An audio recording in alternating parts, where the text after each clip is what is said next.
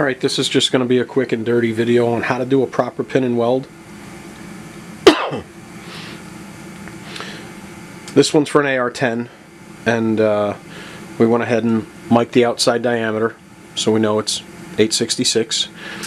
We know that this is a 308, so it's 625 thou. We mic'd it at 624.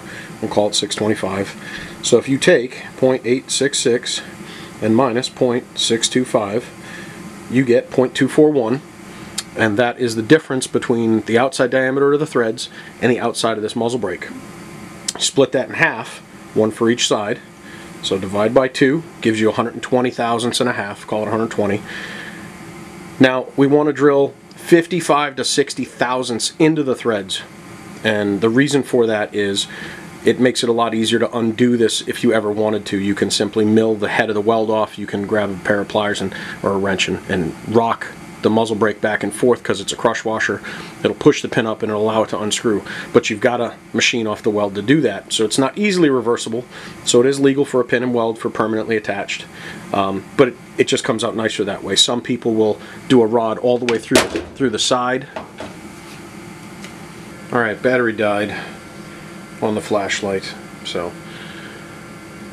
at any rate, the number we were at was 120 thousandths on each side for material. We're going to drill about 55-60 thou in because we want it to be easily reversible. So we take 120 plus 0.060 gives us 180. So once we find our zero on the top here, when it's all set up to machine, we'll drill in 180 thousandths of an inch, and that'll give us our depth. So let's get that set up. Alright, let's get this indicated.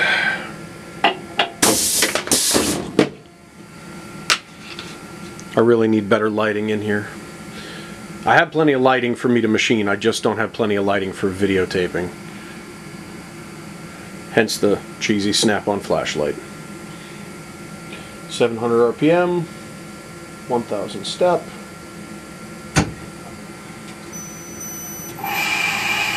Let's set our Z height.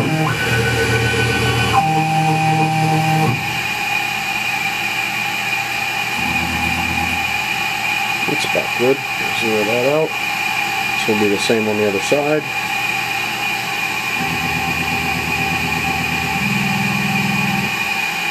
Look at that, I'm moving the X and not the Y.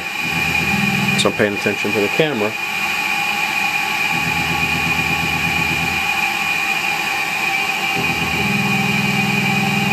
That ought to be a good spot right about there.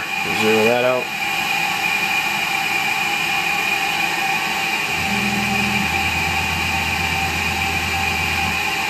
Now we're getting close.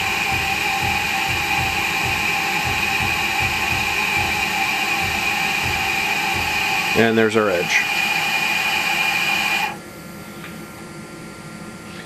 Zero that.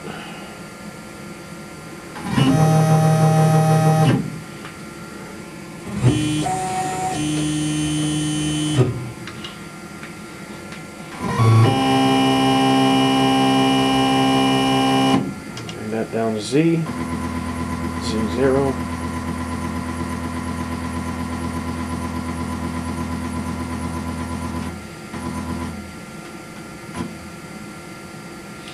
There's Z0.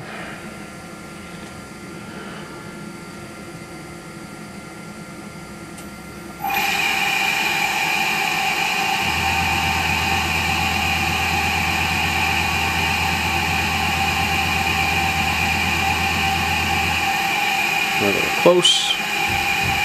Step at a thou at a time. And there's our edge.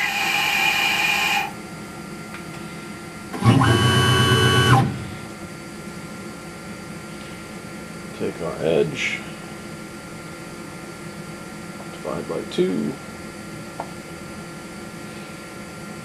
Now G0, X0, Y0. It should be dead center.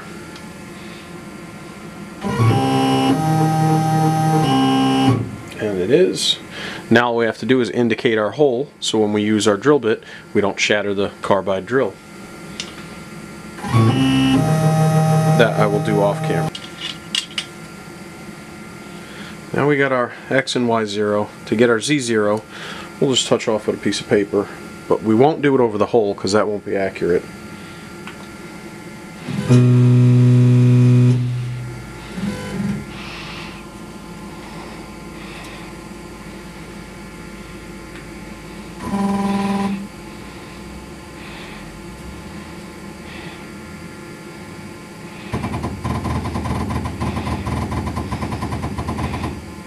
And we're touching.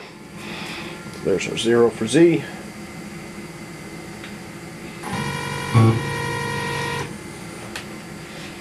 And we'll go back. G0, X0, Y0. Now we should be able to drill 180 thou down. Change our RPM.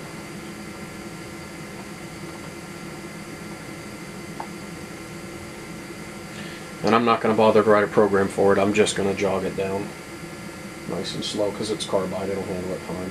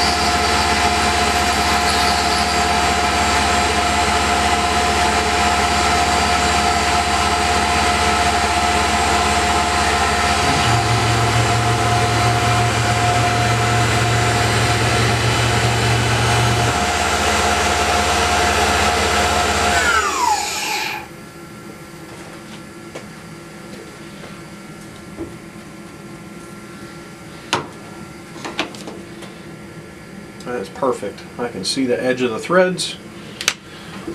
I don't know if I can get a picture of that.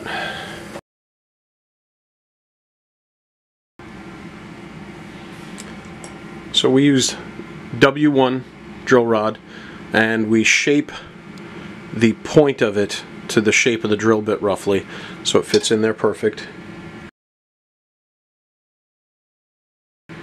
When they're drilled, they're nice and tight. That's how you know it fits perfect. Give it a little tap, make sure it's seated all the way.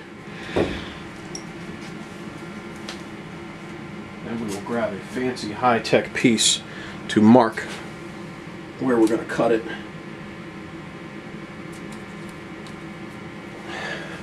That will leave just a little bit for the thickness of the cutoff wheel, and we'll cut that to length. And if you've drilled this right, you notice it takes a little pressure to pull it out.